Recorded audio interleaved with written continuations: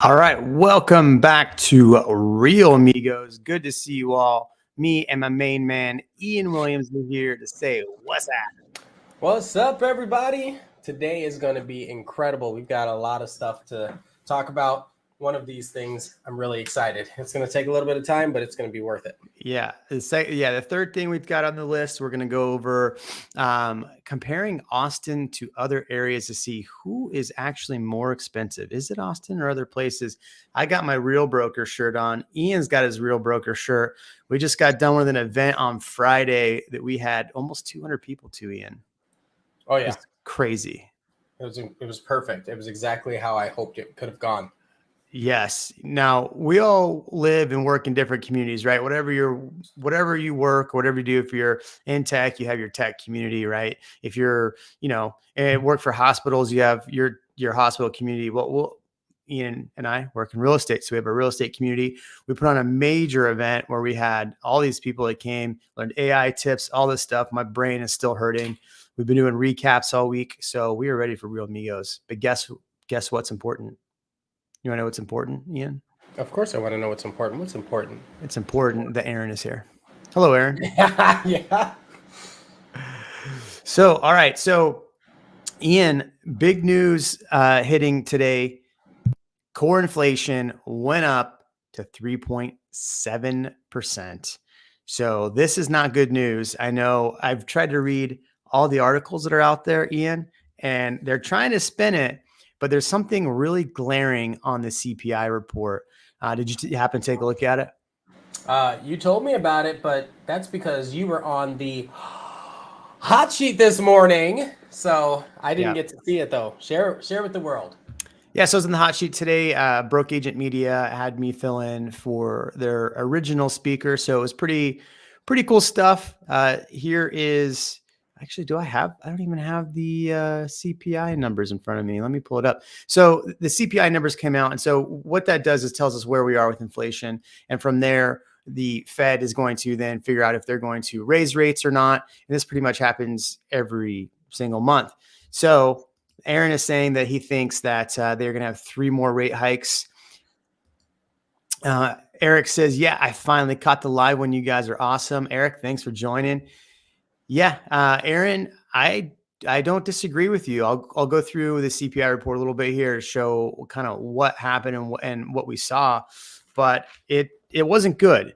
So overall, the biggest glaring piece of this was the fact that, okay, so overall inflation, the CPIU rose 0.06% in August, which they were anticipating a rise, right? August. What happens in August throughout the country, Ian? People go to school, houses slow down a little bit. Yeah. So that would have helped inflation, yet it was so hot. People running their ACs, they're driving, and gasoline prices went freaking crazy this time. So the drivers of inflation, gasoline prices were the highest contributor of the monthly increase, according to over half of the accounting for over half of the rise. Additionally, shelter index continued to advance, making the 40th consecutive month increase. The energy index as a whole rose 5.6%. Now, what's interesting about this, and I brought this up on the hot sheet, is that just last week, the Biden administration had approved a few gas leases, and people got upset about that. So then they turned around and shut down all of the oil and gas leases in Alaska. So if you're figuring that the majority of this CPI is gasoline, and we're not renewing leases, we're not doing leases, this isn't political at all, but that's not good for bringing down the reason why we're driving inflation up. That was your cue to step in. I was waiting for you to share, man. Share. Yeah, I'm reading off my hot sheet right here. Sorry.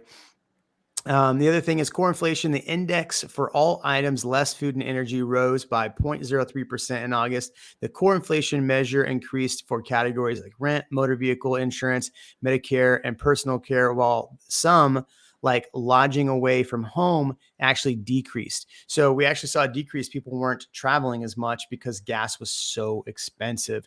So the big question here is what happens with the Fed next, like in a week, right? Yeah. And I guess I want to see some comments. How many people are traveling? Are people traveling more or less? If you're here watching the comments, let me know.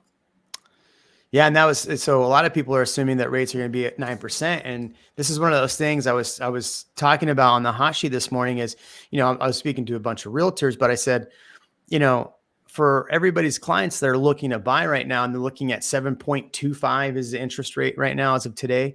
7.25. I looked at the 10-year treasury, which is where really we follow for mortgage rates. And the 10-year treasury hung tight today. It did not go anywhere. And I think a lot of that has to do with the fact that if we look at the stock market, the futures saw that this was going to hit and the futures dropped. So maybe people weren't buying as much in the bond market. I would imagine people would have probably put more of their money in the bond market. That would make more sense. But Aaron says he's traveling less. Yeah. Sorry not to pull up as many slides. I just really wanted to get into it. So, oh no, I don't want to do a video. But yeah, for you on the other side of the screen here, right? I can't see you. You could see me. Looking at August, did it feel like it was the 40th month of core inflation going up and not coming down? Did it feel like core goods, notable goods like foods went up a little bit, not a lot. It was up 0.6%, but food went up. Core inflation is at 3.7%. So annual inflation over 12 months ending in August, all the item index increased by 3.7%, higher than the 3.2% increase for the 12-month ending in July. So it went up, and that's not good. So the question then is, do they raise rates again? Well, if you look at what Aaron says, he thinks it's going up 3 more times this year, 3 more hikes. Yeah. I mean, that's scary to think, but I mean, it's probable. Well, so if we go back to what David Tandy was saying about, so he was the CEO of TNT Title, right? Yeah. He gave an economic report a couple of weeks back that Jeremy and I had hosted.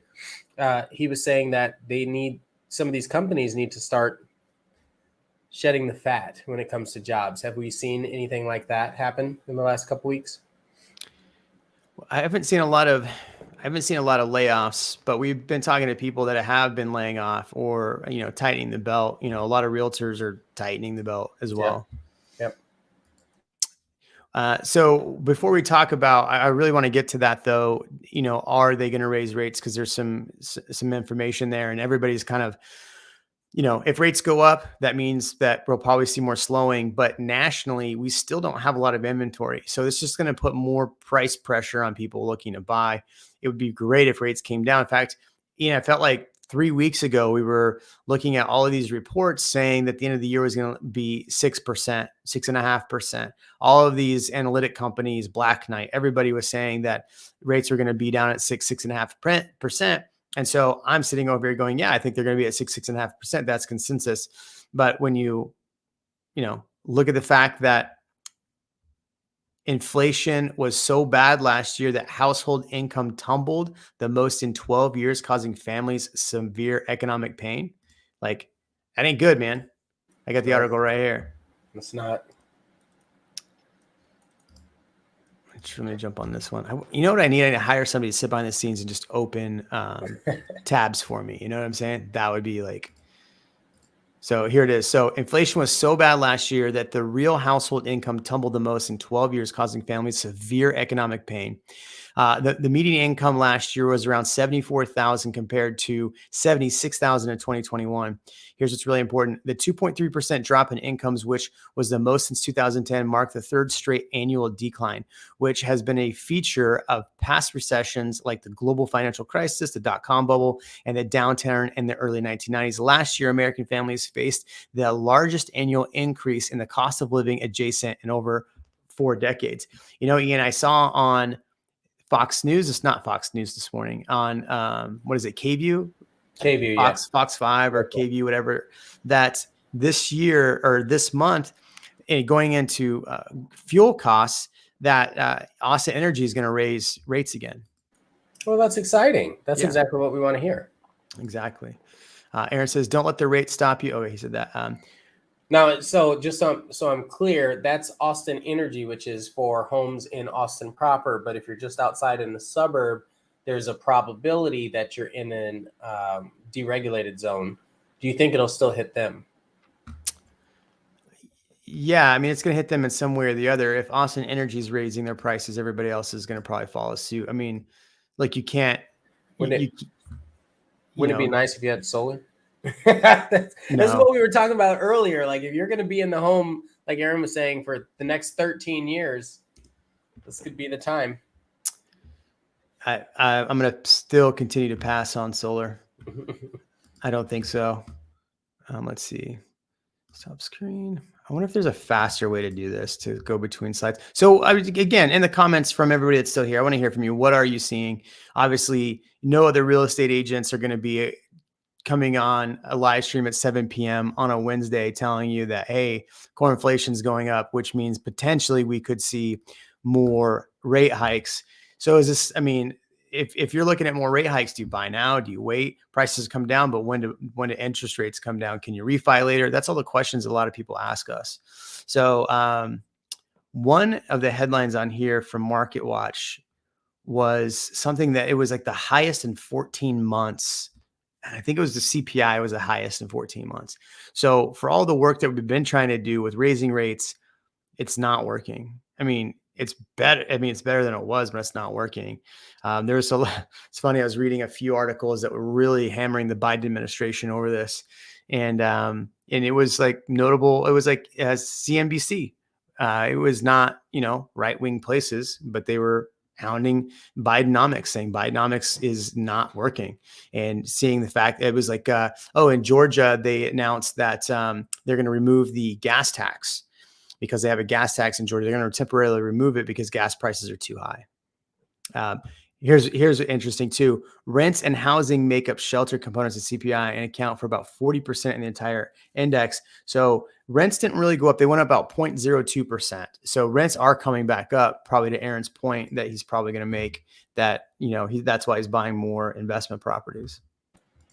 Yeah, it makes a lot of sense. Did we touch on vehicles yet? Vehicle purchases? I'm curious how many electric vehicles are being sold right now because of gas prices. Right. And I there wasn't anything about that, but it said that not car sales, but the price of cars and trucks had dropped 2.1%.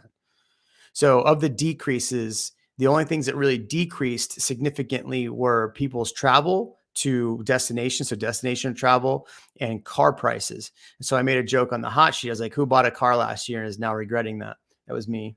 Kristina's here. Question. Kristina. Kristina's here. Hey, fellas. You have to market this live stream in a catchy way. You have good content. I do. Yeah. Otherwise, if I said, hey, everything's great, then people don't watch. Aaron, see, this is the thing. So this is where I think people don't understand. Like, while you have people that are sitting on the sidelines because they can't purchase, or they're waiting for prices to come down, or they're waiting for a crash. You have people like Aaron, who's a savvy investor, looking at everything going, I'm looking to buy. And on top of that, he's smart because he's called Ian to help him out. So, Kristina, how are things looking for you? You put out a good video today, I believe. I started to watch it, but it's been a hectic day. Tell us about your video in the comments. So Kristina Smallhorn, everybody, great channel, great person, puts out some great content. So good information there. Ian, I wanted to go over this. So we didn't answer the question. So everything I read on this about, are they going to raise rates the next time around? Everything I read said no. So even though we see this blip up, they're still going to hold tight this round, but they are expecting one more rate hike by the end of the year. Right. So hold tight, not decrease, not increase, but there will be another one before the end of the year, or just after. Right before the end of the year is what you're thinking? Yeah. So, I mean, think about it. So when we think about the Fed fund rate and what it actually does, it doesn't actually affect mortgage rates like people think it does. But the Fed fund rate affects how banks transfer money back and forth. It affects how, if you're a small business owner and you're borrowing money from the bank, now you're borrowing at a much higher rate. So that Fed fund rate keeps going up. The money you're borrowing is costing that money is costing more money. So that's why, and really the pressure on that is so we have higher unemployment, right? The Fed is trying to cause companies and force companies to lay off people so we have more unemployment. They are, in effect, pushing a recession. So everybody that thinks that there's no recession, there's going to be a soft landing, I mean, I really do think that there's still a recession coming. How bad it's going to be, how soft is the landing? That's always been the question. I think, if we're going to look at things in the market and be stressed about things, I'm more worried about a recession looming and what that would do for jobs and people losing their livelihoods. Super Kurt says that he saw Ian at Dave Chappelle's show. I should have said hi, but didn't want to bother him. Was he wearing the beret? Said hi. You should have. Yeah. And I was wearing the beret. Yeah. The question is, what did you think of the show? But that's a comment. Yeah. Ian said the show wasn't as good as he thought it would be. Right? Isn't that what you said? I did say that. Okay. I was like, man, I totally threw you under the bus. Smoke too much or something. Yeah. Aaron says he thinks you're in a recession. Now, Aaron, the problem is that whatever administration's in office is going to say, no, we're not in a recession. Don't smoke and mirrors. It's so funny you say that. When we were talking to Byron just a little bit ago, he was just talking about how every agent, every person is following these headlines, and all the headlines are just erratic. They're all over the place. You don't know what to follow. They change every day. So yeah, smoke and mirrors is a good way to put it. Well, and then I read a lot of, so I read through all the CPI index stuff, and then I read a lot of the articles. Look, it's not as bad as it was. Like, no, it's bad because gas went up a lot and you closed down leases. So that's not good. It's not good at all. Anyway, so I don't think the Fed fund is going to raise the next time. I could be wrong, but I do see another raise that could cause people to go buy more treasury bonds, more the 10-year, causing interest rates to go up. So for all the talk that we've bloviated in the past, or I bloviated that I think interest rates are going to be at 6 to 6.5%. I'm starting to look like I could be wrong. I also did say, Ian, that we could still end 2023 positive year over year since we ended at 525. Now, the Austin numbers haven't come out yet. It's the 13th. They'll probably come out Friday. Yeah. So still, and Aaron says still not a technical recession. We have white collar jobs being lost left and right. Very true. But lots of low paying jobs. Those low paying jobs still increase the GDP. Well, that goes exactly back to what we were talking about. We saw people's income drop $2,000, right? From 76,000 to 73,000, something around there, 74. So that is a interest. So one thing about this, Ian, if people are trying to buy, they're looking for alternative ways to buy right now.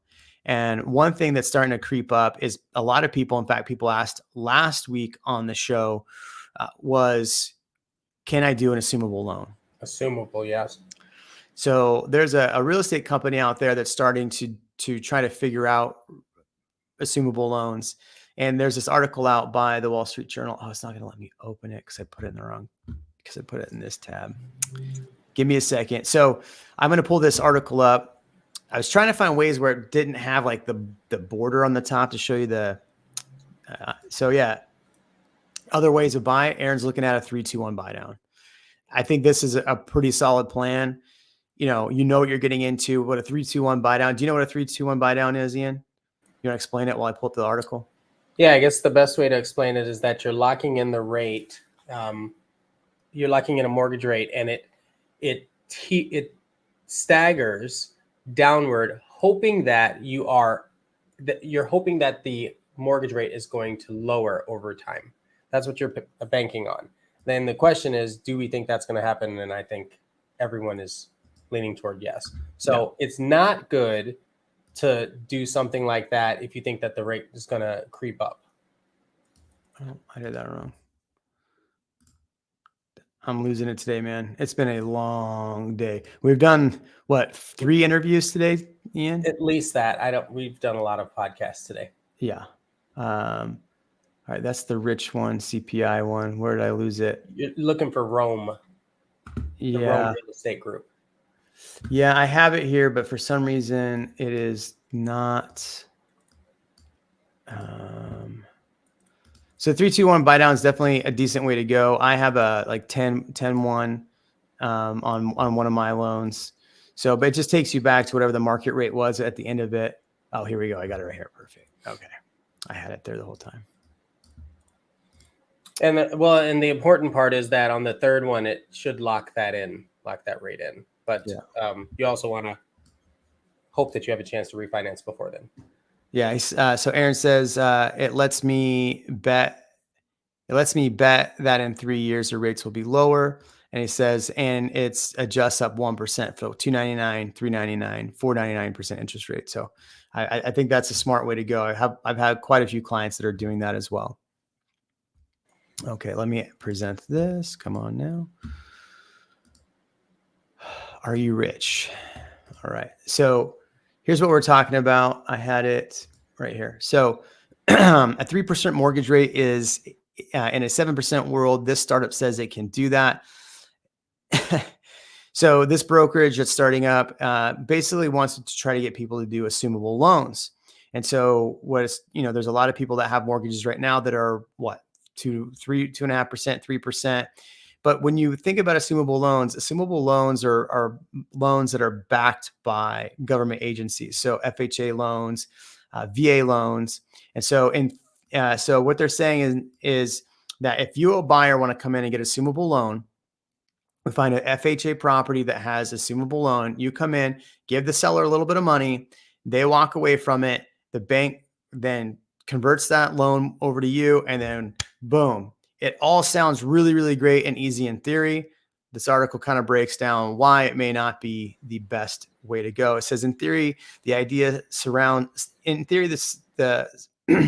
In theory, the idea sounds great, at least for discouraged home. Oh, God, dude, I'm dying. It's been such a long day. I'm a little rough. All right. Start again. In theory, the idea sounds great, at least for discouraged home hunters who can inherit a low rate loan. Sellers in turn might fetch higher prices for their homes. I don't know that they're necessarily going to get higher prices, but Rome's vision faces an uphill battle. Go ahead. Yeah, so you got to think about what the seller is saying is that they'll give you their loan at, let's say it's a 2 or 3% rate.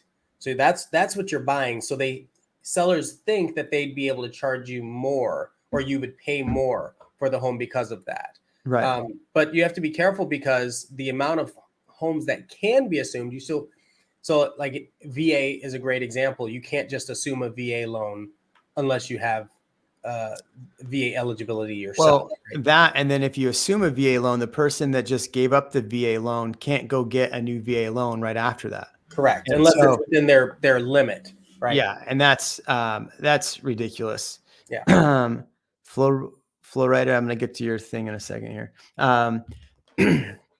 But Rome's vision faces an uphill battle. Loan assumptions haven't gained much traction recently, even though rates are up. So it's funny because they say this is partly to do that lenders don't want to deal with them because they don't get enough money from them. If they don't make enough money and there's no education around them, then I can see that being an issue. But this could be a really good opportunity for agents to share that with their clients, both buyers and sellers. Yeah, as an option. But also, like you said, there are a lot of limitations on it too. Right. And so for those people that think they can just jump in and do an assumable loan, here's what it says. A loan assumption is different from a standard sale in which a buyer takes out a mortgage at the going rate from the seller and at the going rate to pay the seller. In that case, a seller uses the money to pay off his or her mortgage and pockets the rest. An assumable transaction doesn't replace an old mortgage with a new one, but instead transfer the old mortgage to the new owner. Again, you also have to qualify for that as well. The seller is relieved of the remaining mortgage liability, so the balance is subtracted from the purchase amount owed. The buyer can come up with cash to cover the rest. Now, this is where it gets tricky and why it's not going to make sense for a lot of people. So it says, take a $500,000 house that is tied to assumable mortgage with a $300,000 balance. Even after the buyer assumes the mortgage, the buyer still needs to come up with $200,000 in this scenario. Unless the buyer can pay that amount, he or she will need to take on a second mortgage. So if they're doing like 100% financing on something like this, now you're back into the days of why people got in trouble back in 2008, 2007. They were doing 100% loans on a lot of properties. Rome says that it will recommend lenders to provide additional financing. It wouldn't specify which lenders it would be working with. And here's the thing. Rome got $1.25 million in seed funding to work this out. And people that are backing him are Opendoor and some of these other places. So I mean, it sounds good in theory. If you're looking to do an assumable loan, there's a lot of pitfalls to it. If you can make it work, I think it's a great way to try to do it, but I don't think it's going to be for everybody. I think it's going to be not for a lot of people. What do you think, Ian? Yeah, I think if you look at how much the seller would require down in order to allow you to take their mortgage from them, if you're talking FHA, how many people are going to be able to take 200,000 and put it down toward a house? Usually FHA is not quite so liberated. Yeah. And this is one thing Aaron says too. People are missing the point on loans, though. You aren't thinking about amortization properly. Does the rate even matter? You pay most of the interest in the first 7 years. It is really about the payment. Absolutely. But let's see, with rates being that high and prices still being high, people are still forced with that. I don't know the answer to this question, really. Can you talk a bit about the cost of home concrete slabs? How much would you estimate they cost at a highly sloped lot versus a flat lot? I would imagine they cost a lot. Concrete's not cheap. So the more concrete you have to fill. Yeah, because that's it. You're just filling it with more concrete. So based on the angle, right? If you're sloping like this, 45 degree, you have to have, what is it, a 1.5 feet on one side, on the lowest edge minimum. And then, I mean, depending on how far down you're going, you're you're filling in a lot of concrete. So I don't know, add Well, 33 to 50%. And two, they're probably backfilling a lot of that as well with just other dirt and sand. So it's I was not, going to ask if it's there's not, any type of additional support that's needed, right? yeah. All the extra rebar, you're not just getting concrete. Well, yeah, they're backfilling it with dirt. So that's not necessarily going to be the most secure foundation either if it's just backfilled with dirt in there as well. Like, you know, you're going Unless to they need a lot did, of stabilization, rods, things in the ground to stabilize it. would they step it? Yeah, they would tier it. Yeah, they would do tiers instead of in it. Yeah. Okay. Yeah. VK asks, any comment on Century Communities trying to sell 1,100 square foot homes for 400K? I think Lots it's of absolutely comments. it's outrageous. What? We'll see if they get away with it, right? It depends. So there are a couple factors. One of them, so it is in Round Rock, Avery Center. So Avery, my guess is that it's in the Brushy Creek school district. So they could push that. Is it gated? Is it a lock and leave community? Are they taking care of your lawns and all that sort of stuff? It's probably near the train station or getting close to. So I could see some people being able to justify that, but I think that's a little high right now. 1,100 square feet is it's not a lot of house. Yeah. All right. And no so garage either for that, I'm sure. He said no, it's in Round Rock. Is it in West Round Rock though? East or West side? I wouldn't do that. There's stuff on the market right now for 350, 375. There's stuff under 400. What's the advantage? I guess from a consumer standpoint, VK, is this something you're considering buying? Right? Yeah. Is that why you're asking? Are you asking for free information? Because people ask for free information all the time. I try not to give it anymore. But are you looking to buy in this neighborhood? It makes zero sense to me just because it's new. Like that makes zero sense. East side. Upper East Side end is 400K, 1,900 square foot. I would do that because again, if you think about it, if you ever need to rent that property in the future, 1,900 square foot is going to rent a hell of a lot faster than 1,100 square foot will. Ian, how expensive is Austin? Well, I think it depends on what you're comparing it to, because that's really the name of the game, like based on your budget, based on what you're used to spending or where you're used to being. You know, I hear a lot of people tell me that I'm moving to Denver, Colorado because Austin's too expensive. Cost of living's too expensive. We're going there next week. Yeah, you and I are going to Colorado Springs. Right. Well, I'm flying into Denver Monday, but that's are you? Okay. Yeah. Well, I think I fly into Denver and then I have a connection. So let's ask the question then. What is full screen layout? Are we asking ChatGPT? Oh, yeah. No. Bloomberg. We are going to Bloomberg. So would you feel richer if you made $100,000 a year? So I want you to, in the comment section, write different cities that you want to compare Austin to, because we are going to compare Austin to other cities and see, is it actually cheaper? Is it not? Location's kind of a prime spot, is what VK says. Well, if you want to waste your money, go ahead. All right. So let's look at this. So Bloomberg put out this really cool article, and actually I'm going to move us off to the side. There we go. Okay. So if you made $100,000 a year and you lived in Denver, Aurora, Lakewood, Colorado, your income is 13% more than your area's median in the bracket. But if you compare that to Austin, Texas, Austin, Round Rock, Georgetown, you would feel $9,200 richer if you moved from Denver, Colorado to Austin, Texas, with a overall cost of living 8.4% lower. So can you imagine that Colorado is a lot more expensive or Denver is a lot more expensive? Let's try another one. Let's try, we're going to Colorado Springs. So Colorado Springs. Let's see, Colorado Springs compared to Austin, your income is 32% more. You would feel $3,200 poorer if you move from Colorado Springs to Austin, Texas. I'll tell you, I didn't expect that. I didn't. Dan Cox says Denver is losing population now. And Aaron went and said that is not a prime spot. Prime location would be Circle C. I totally agree. San Francisco. Ian says San Francisco.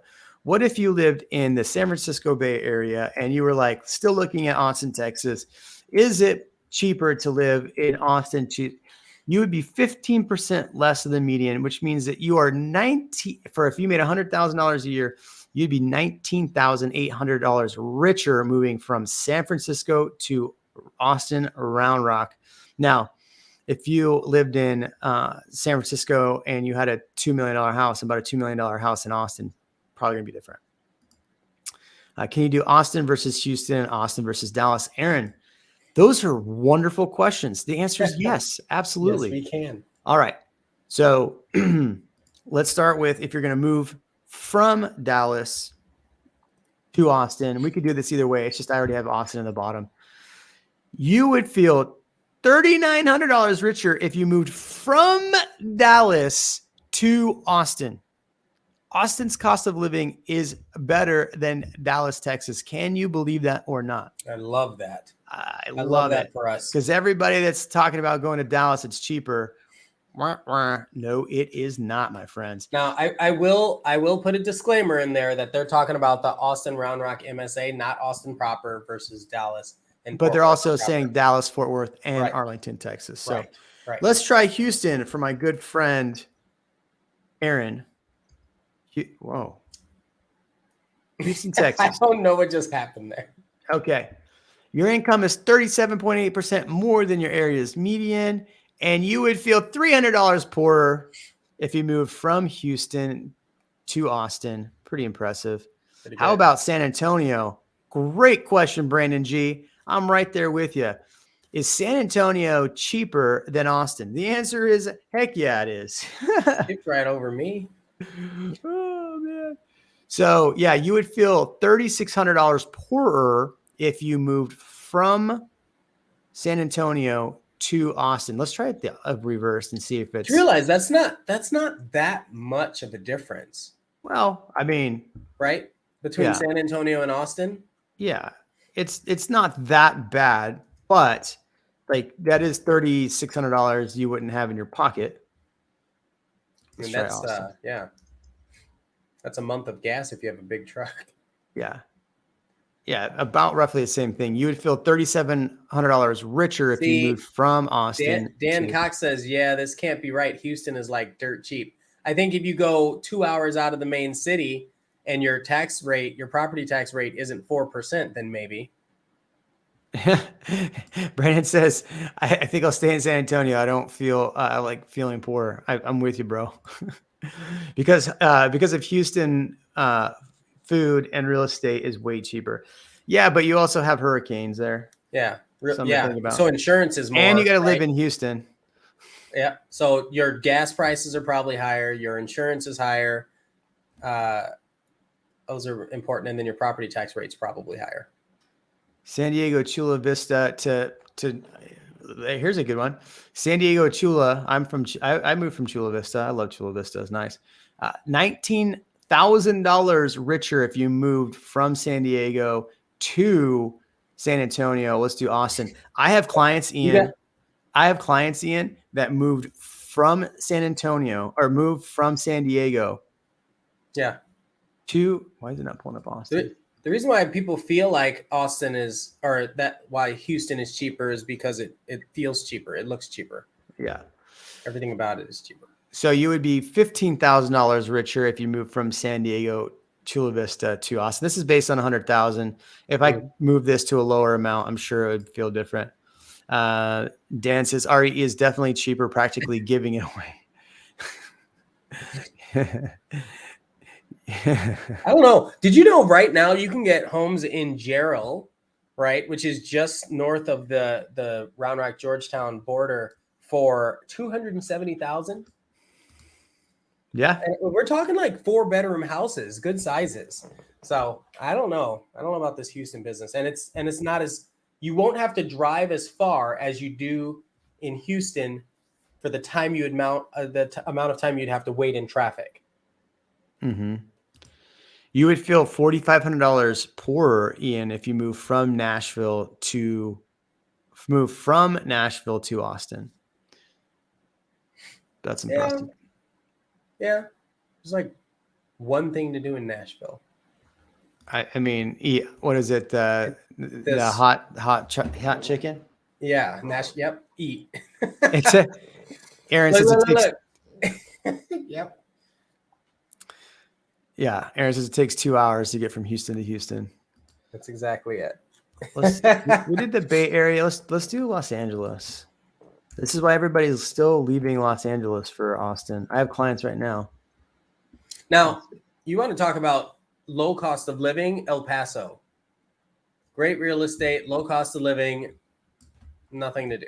But if you're just worried about the price you're spending, if you move from El Paso to Austin, you would definitely feel poorer. $6,900 worth poorer. Where's Los Angeles? Why isn't this pulling up?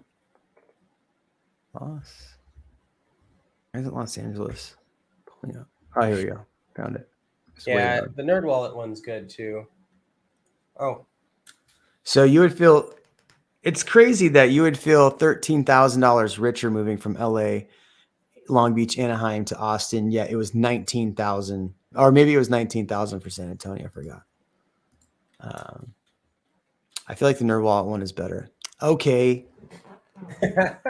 Then DM it to me and bring it on so I can do it.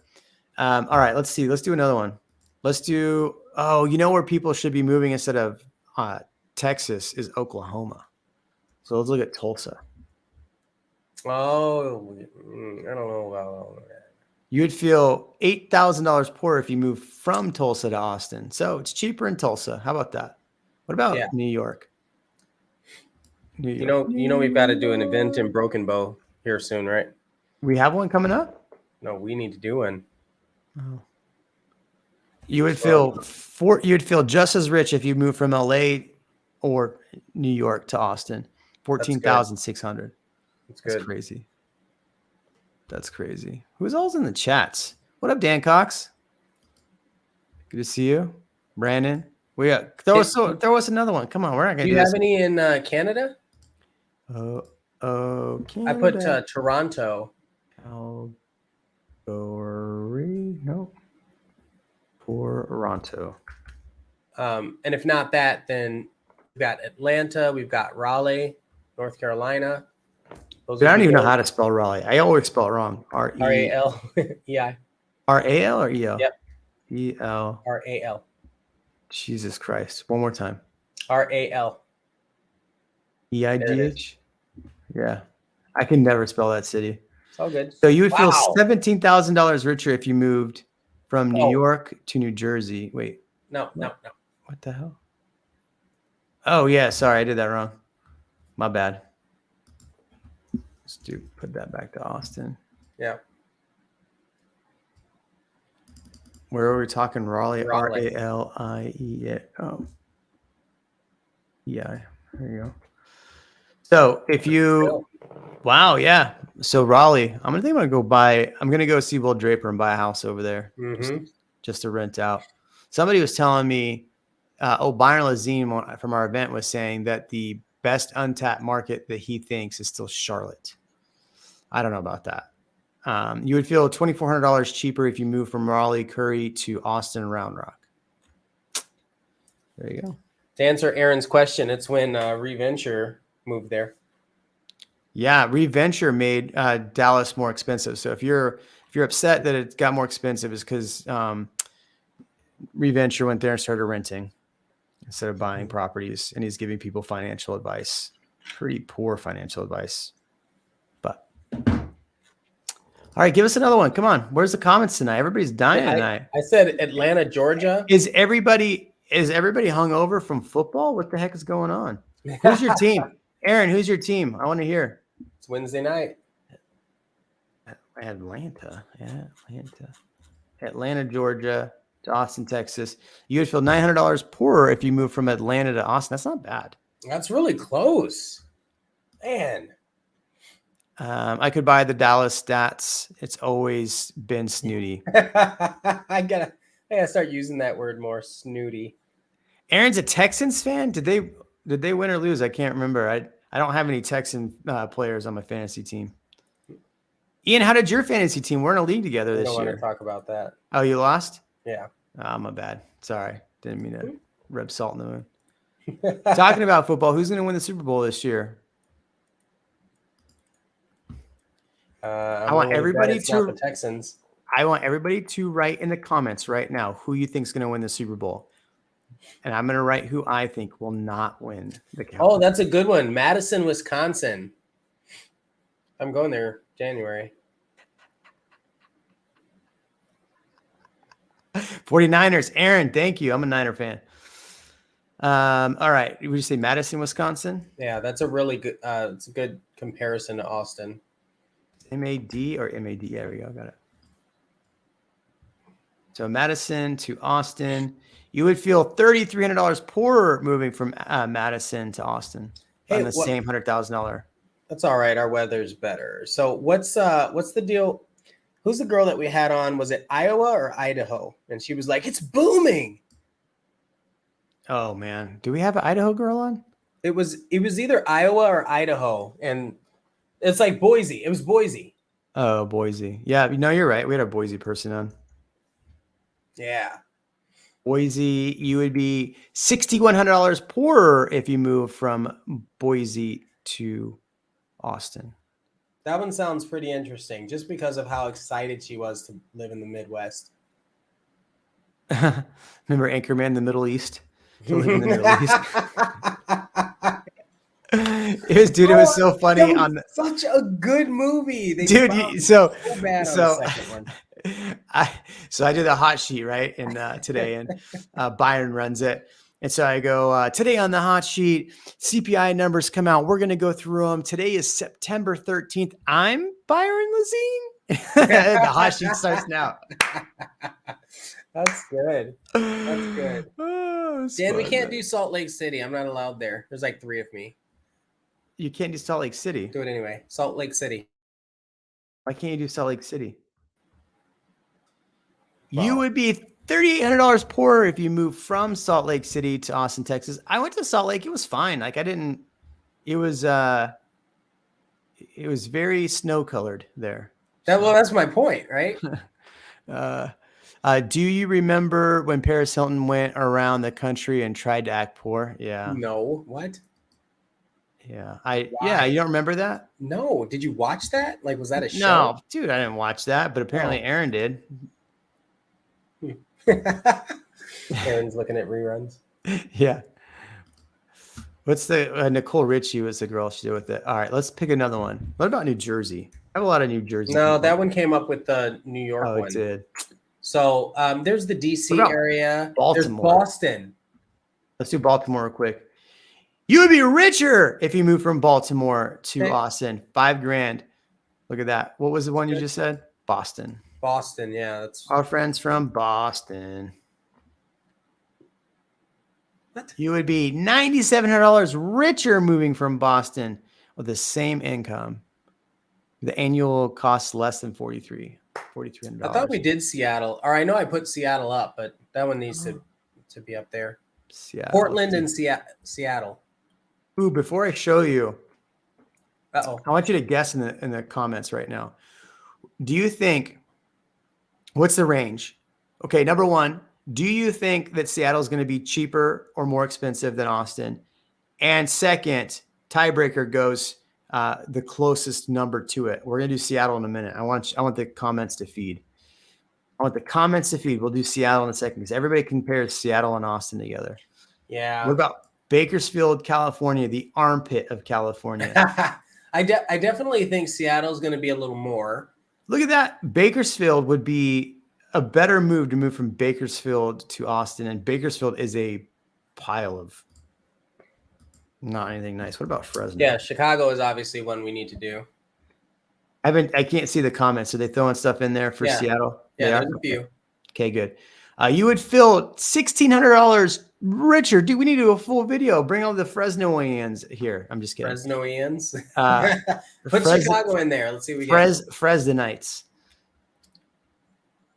All right, let's do Chicago. Chi-Town. What's up, Jacob? You would be $5,400 richer if you move from Chicago to Austin, Texas. All right, let's see where we're at here. That's good. So you're saying Seattle's $2,400 more expensive. Philly, I heard it's expensive. We'll do that one real quick. Seattle is 12% more expensive according to this calculator. More expensive. Seattle is 50% more expensive if you use NerdWallet. Wow. Dance is more expensive. All right. You know what we haven't done? We haven't done any Florida. We haven't done Miami or Orlando. Oh, yeah. Let's do Orlando. Kissimmee.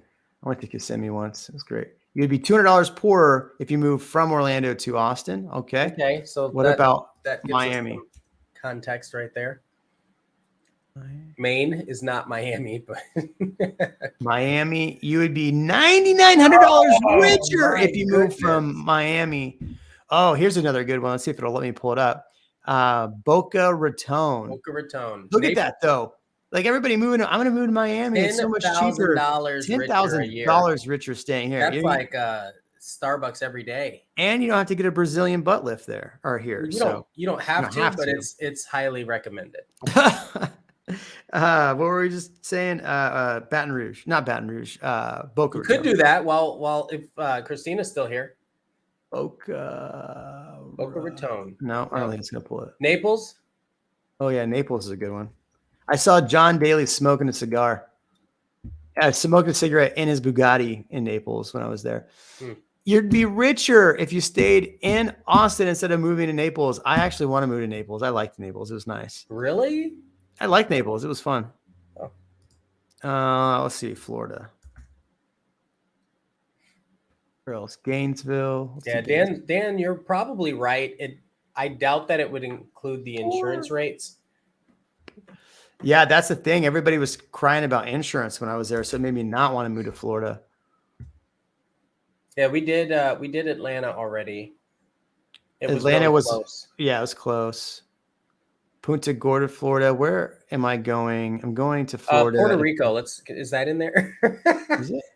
I don't know, but it would be wonderful if it was. Connecticut would be interesting. Yeah, Connecticut would be interesting. I still want to. We still need to get to Seattle. What about start dropping the comments for Connecticut. How much more expensive is Connecticut than Austin? We already know it's going to be expensive. Sebastian Vero Beach. Which one do I want to do here? Let's do Ocala. Oh yeah, you'd be way poorer moving from Ocala to Austin. All right, let's do Seattle. Seattle Seahawks suck. You would be wow. 12%. Is that the highest? No, that's not the highest. We had a 15,000. Somewhere in California was higher. I think San Diego was higher. Yeah, this is Northeast California, right? $14,600. Oh, I was trying to anecdotally, Ian. I have a client that moved to Austin from San Diego. They went back to San Diego, and now they're trying to move back because they hate San Diego. They hate California. Interesting that they hate San Diego. Well, they have family there, and they had rental properties that they moved back into, but their job moved them back. Yeah, Seattle's 50 more percent. I had a client that defected back to California, redefected. Mm-hmm. I have a lot of clients coming up that are looking to leave. So maybe that's a video we do in the future. We've got a realtor buddy who he came here and he was doing all right, lived in Round Rock for a bit, and then had like a 7th baby and had to go back to California. Is it quarried land in the quarried land? Is it what I'm thinking of is up by Leander? Yeah, there's a rock quarry in Georgetown right along 35. Yeah, CP's moving to Florida thinking it'll be cheaper and seriously misinformed. I think that was one thing that I found interesting when I was in Florida is it's not as cheap. These stats probably don't even include soaring insurance. Yeah, you said that. I'm actually shocked at Miami before the pandemic. It was considered cheap. How about Atlanta? We did Atlanta. The thing is, none of this really matters if your budget is below your means. I mean, if we switched, Connecticut is cheaper than Austin. No way, Aaron. Let's Rochambeau for it. No way, Connecticut. Rochambeau. Let's see. Which place did he say in Connecticut? Oh, no, Las Vegas. I'm curious about that. Virginia Beach. I was born there.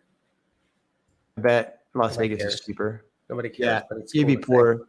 You'd be poor. $4,500 poor if you move from Las Vegas to Austin. Yeah, but they got no property taxes. Yeah. Them in Tennessee, no property taxes. What did they say? Greenwich. Don't accidentally put Green Bay, Wisconsin. Nobody wants to go there. How is Connecticut I was not? just in Hartford. Ugh. That you want to talk about I'm not going to say a gross city too loud. There we go. If you would be $1,700 richer if you moved from Hartford to Austin. Let me just put in CT and see what pops up. CT. Hartford, Bridgeport. Here we go. You'd be $5,800 richer if you moved from Bridgeport to Austin. There you go. Try Hartford. Chicago. We did Chicago, didn't we? Yeah. Detroit. Chicago. Yeah. Oh, Detroit. That's a good one. Chicago, just because I forgot what it was. Chicago was $5,400 richer moving from Chicago. What did you just say a second ago? What were we going to do? Detroit. How about those Lions fans getting a first win of the season? You would feel $3,900 poorer if you moved from Detroit to Austin, but you'd have Detroit style pizza. Mm-hmm. We have that. We have VO 313 here. It's good. V3 was good. It's not my favorite pizza here. Yeah, we did Bridgeport. Yeah, but I mean, for Detroit style, what's better here? I don't know, Detroit style. Nope. I'm not the pizza guy. That's what I'm saying. All right, we're at an hour. Ian, thanks for joining us. Thank you, everybody. Make sure you subscribe if you haven't. Share this channel with people. Tell people to come use Ian or I in this amazing time in real estate to invest. So we'll see you later. Have a good one.